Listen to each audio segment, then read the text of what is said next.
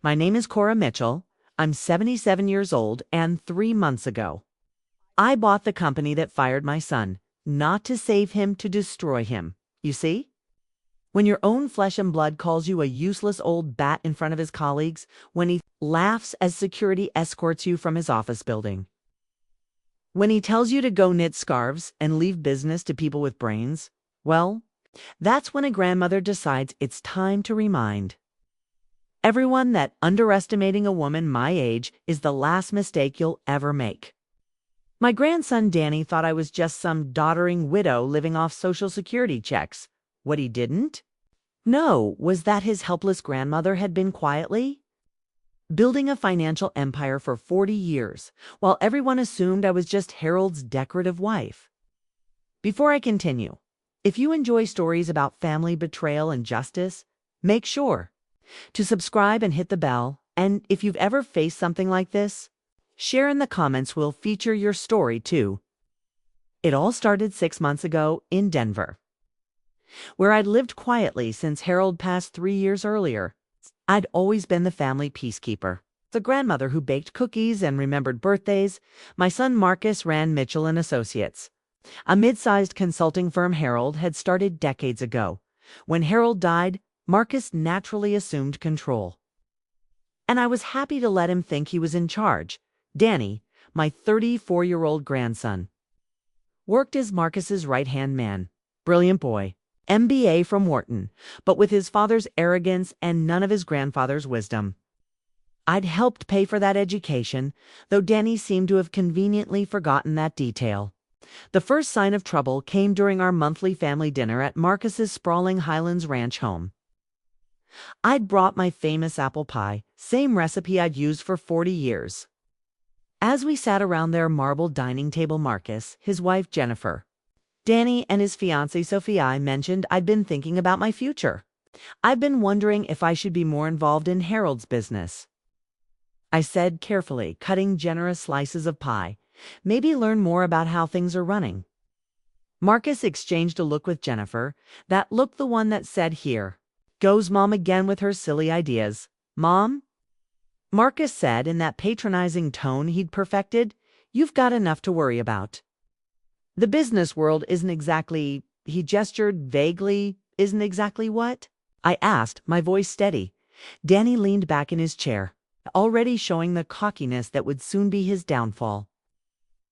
"Grandma, no offense, but running a company isn't like organizing church bake sales. It takes strategy, market analysis, understanding complex financial structures." "I see." I took a small bite of pie. "And you believe I lack those skills?" "It's not about skills," Jennifer interjected with false sweetness. "You should be enjoying your retirement, traveling, maybe taking up painting." Sophia nodded enthusiastically. "My grandmother does the most beautiful watercolors, so relaxing." At your age, those 3 words hung in the air like a slap. "Besides," Danny continued, warming to his theme, "the consulting business is incredibly competitive right now. We're fighting for every contract. Dad and I work 16-hour days just to keep up, really."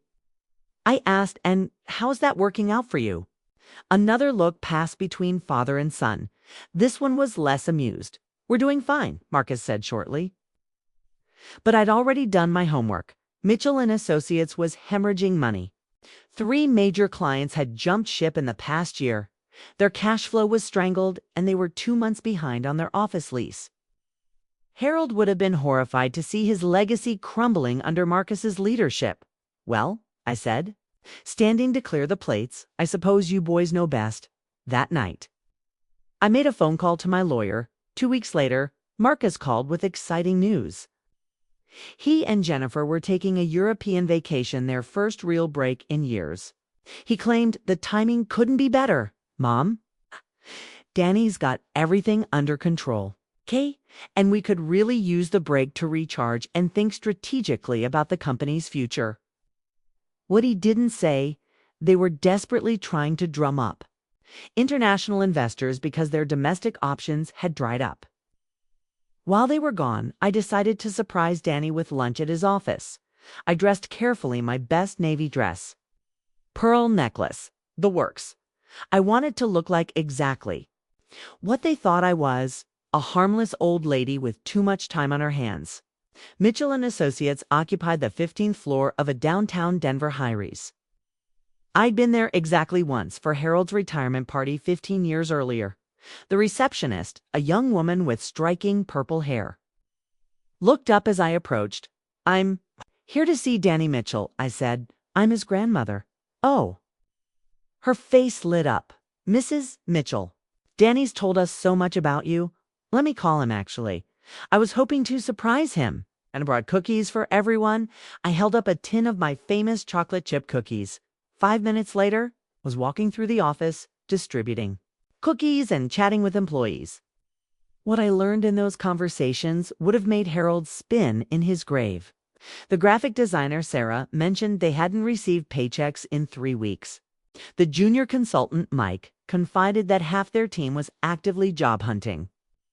The office manager, Patricia, whispered that they might lose the coffee service because the bill hadn't been paid.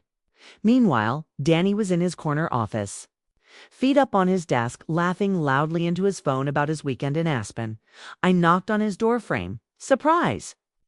Danny looked up, and for just a moment I saw something flicker across his face. Annoyance. Embarrassment. He quickly covered it with a broad smile. "Grandma, what are you doing here?" "I brought cookies for your hardworking team." I set the tin on his desk, though, from what I'm hearing, I might be too worried about next week's paycheck to enjoy them. His face darkened. "You shouldn't listen to office gossip. Employees always complain. It's human nature." "Is it human nature to not pay them for 3 weeks? Danny's jaw tightened. "That's a temporary cash flow issue. We're waiting on receivables from a major client. It happens in business, I see. And in the meantime?" "In the meantime, they should be grateful they have jobs at all in this economy." His voice had an edge now. "Look, Grandma, I appreciate the cookies, but I've got a conference call with some potential investors in 5 minutes." Investors? I sat down uninvited. How exciting. What kind of investors? Private equity. They're interested in taking us to the next level. Translation. They were looking for someone to buy them out before they went under completely. That sounds wonderful. I'm sure your grandfather would be proud to see his little company growing. Danny's expression shifted. "Actually, Grandma, this might be a good time to discuss something. Dad and I have been talking. We think it might be time for you to step back from any involvement in the company." "Step back? But I'm not involved." "Well, technically, you still own those shares Grandpa left you. It's a small percentage, but it could complicate things with the investors. We'd like to buy them back from you." I blinked slowly. "Buy back my shares?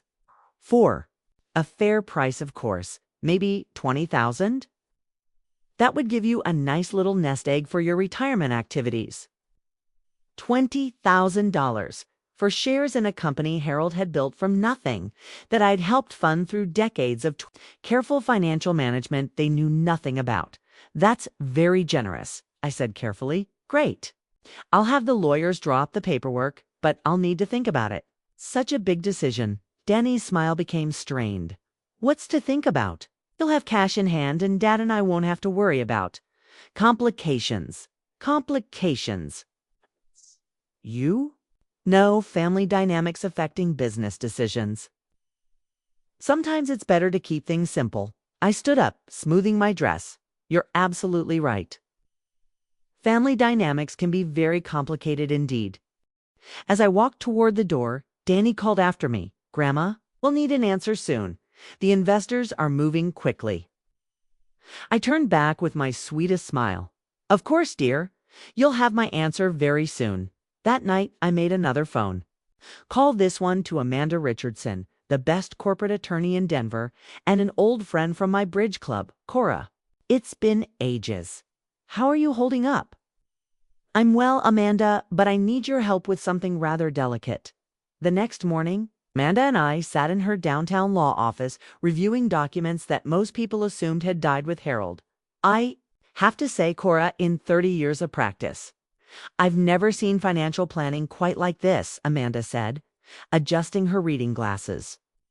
Harold set up these trusts brilliantly, but your additions over the years, extraordinary, Harold. Always said I had a head for numbers. He just never told the children how good. The truth was simple. While Marcus had been running Mitchell and Associates into the ground, I'd been quietly building a portfolio worth $12 million. Real estate investments, blue chip stocks, municipal bonds, a small but profitable tech startup I'd backed 5 years earlier.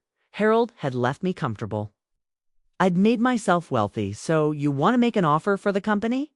I want to buy it outright, today.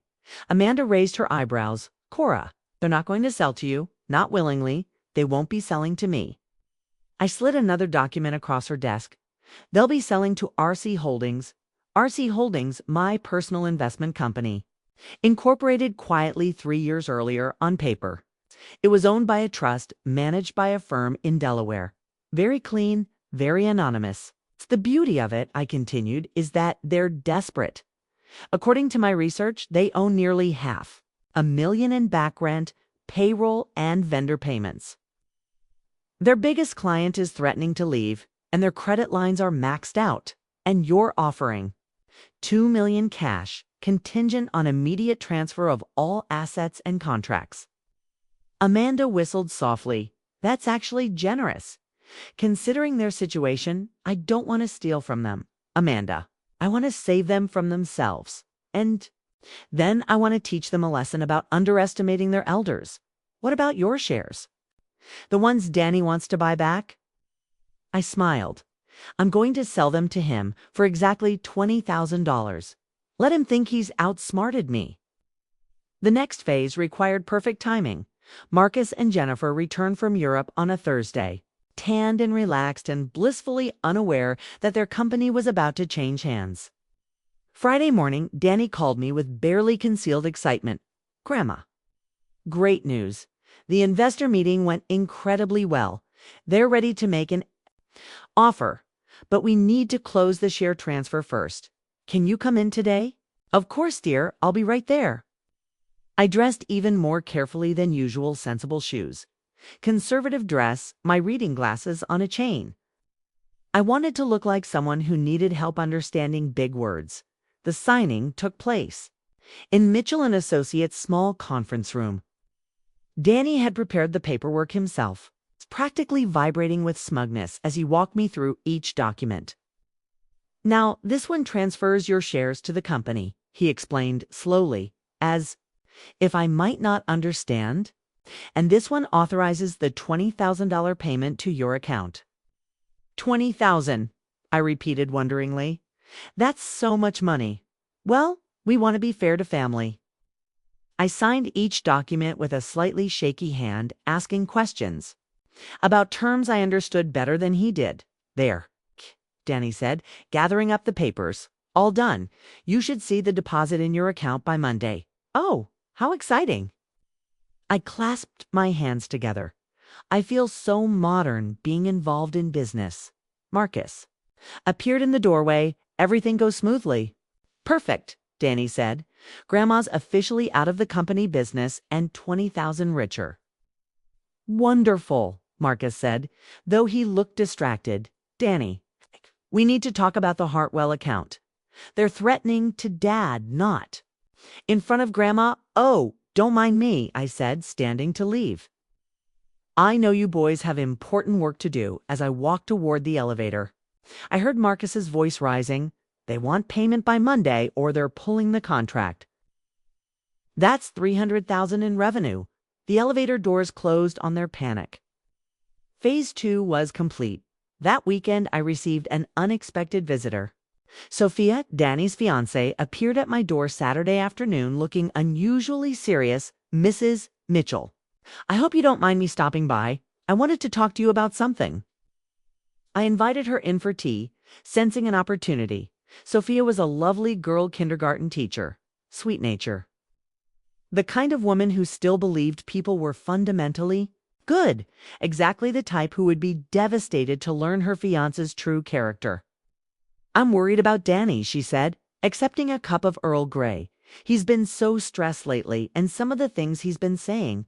What kind of things? She hesitated. About you. Actually, about the family business. Oh, he's been laughing about how easy it was to get you to sell your shares.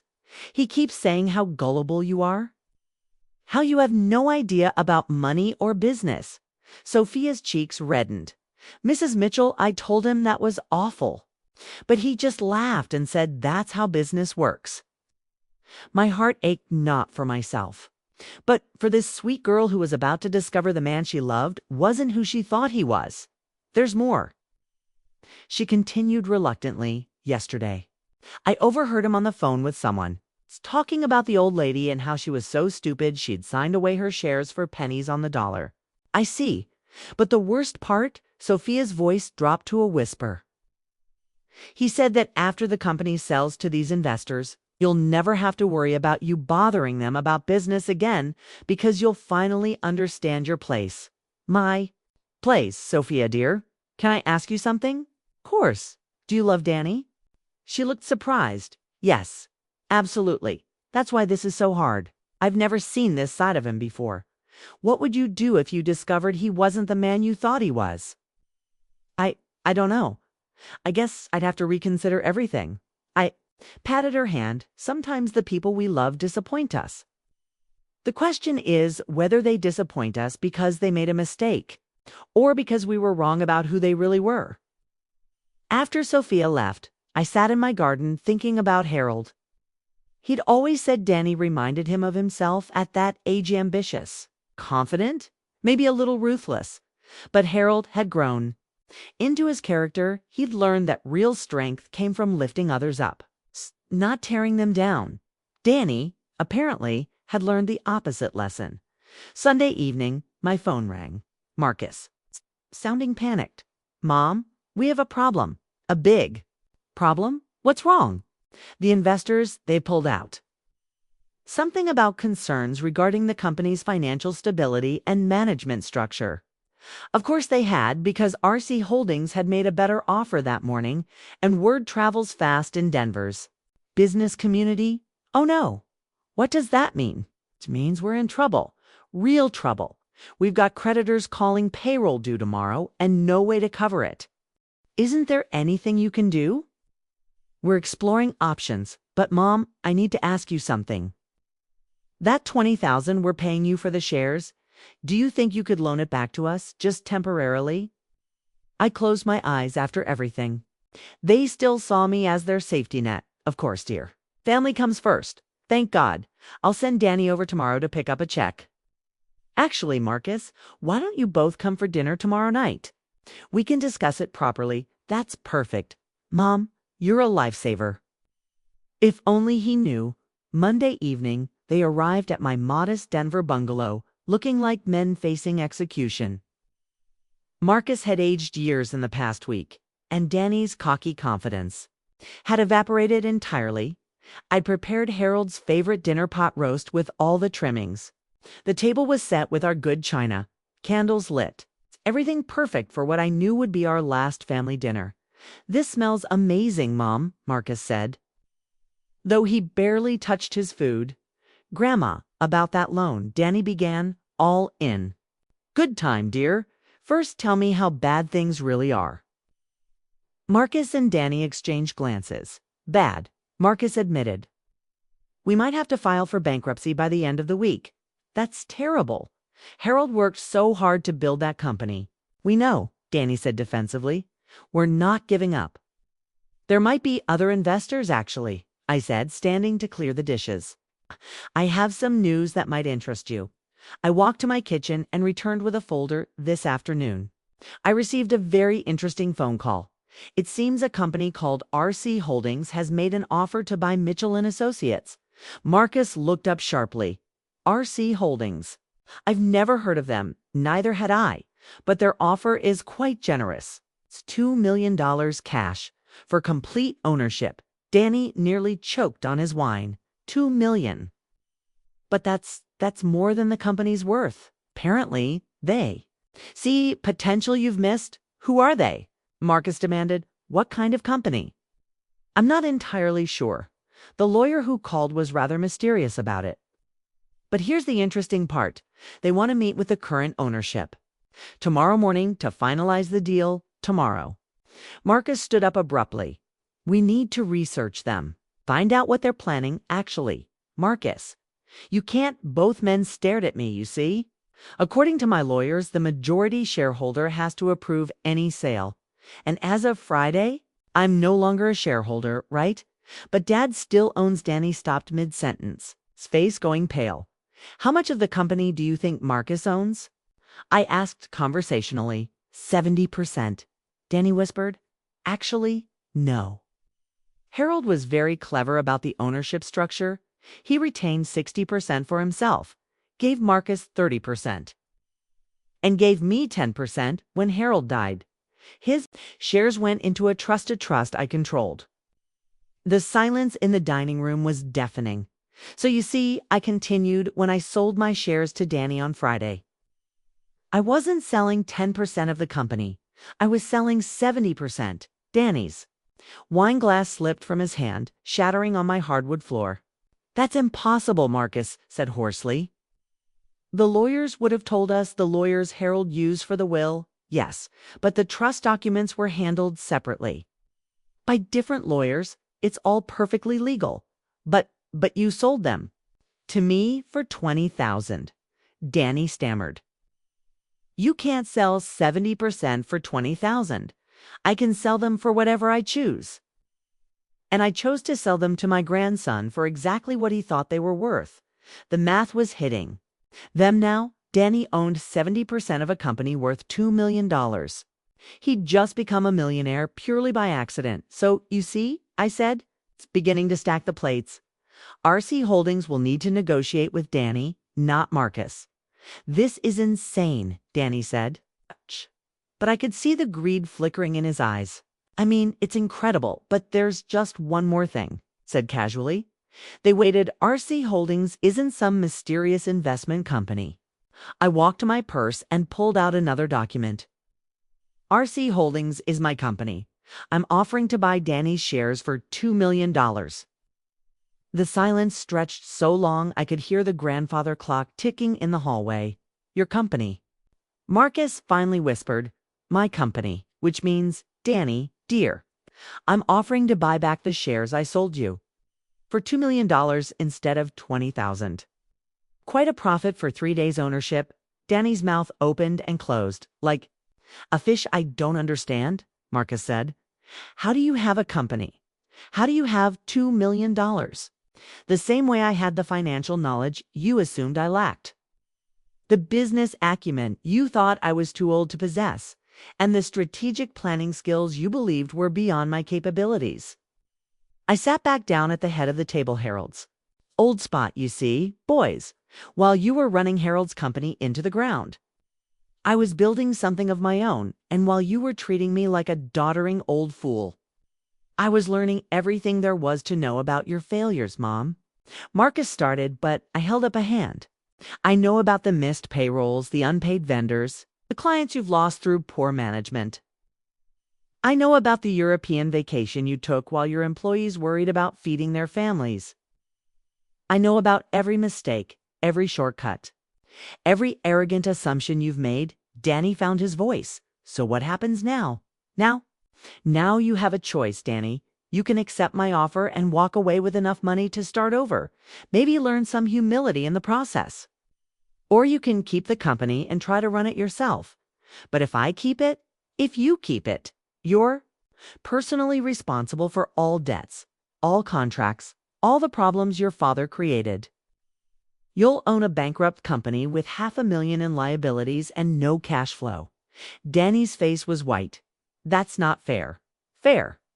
I laughed, and for the first time all evening, it was genuine. Fair would have been treating your grandmother with respect. Fair would have been acknowledging that the woman who helped build your grandfather's business might have something valuable to contribute. We didn't mean fair would have been recognizing that age brings wisdom. Not irrelevance. That experience has value. That love and loyalty should be reciprocated, not exploited. Marcus was crying now, tears streaming down his face. Mom, I'm so sorry. We were wrong. We were so wrong. Yes, I said simply, you were. The next morning, we met in Amanda Richardson's conference room. Danny had spent the night consulting with lawyers, trying to find a way out of the trap he'd built for himself. He couldn't. "I'll take the $2 million," he said quietly, signing the documents that transferred ownership of Mitchell and Associates to RC Holdings. "Excellent," Amanda said. "Mrs. Mitchell, the company is officially yours." Marcus looked up from his chair in the corner. "What are you going to do with it?" "I'm going to save it," I said. "I'm going to pay the employees what they're owed, honor the contracts you've neglected, and rebuild the reputation you've damaged. And us."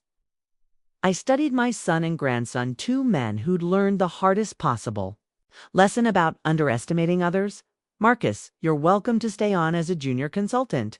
Same salary as your newest employees. If you can prove you've learned something from this experience, maybe we can discuss advancement in a year or two." "And me?" Danny asked. "You, dear boy, have $2 million and hopefully a new understanding of how the world really works. What you do with both is entirely up to you." Danny stood to leave, then stopped at the door. "Grandma." "Yes. How long have you been planning this?" I thought about it honestly.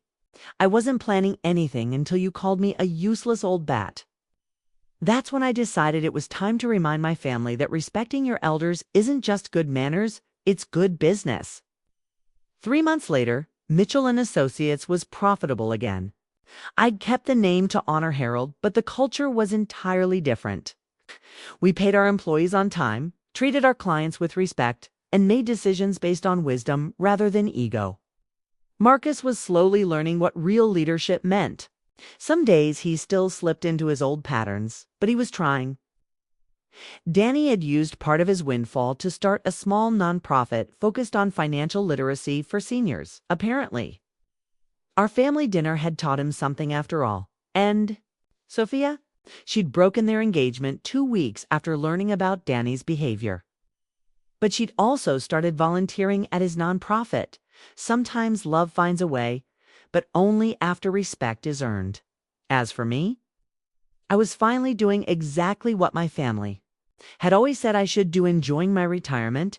The only difference was I was enjoying it as the CEO of a thriving company, surrounded by people who valued my experience rather than dismissed it. Have you ever faced this kind of betrayal from family members who underestimated you? Share your story in the comments. We'll feature it in a future video. And remember, age isn't a limitation. It's an accumulation of everything you've learned along the way. Sometimes the most dangerous person in the room is the one everyone assumes is harmless.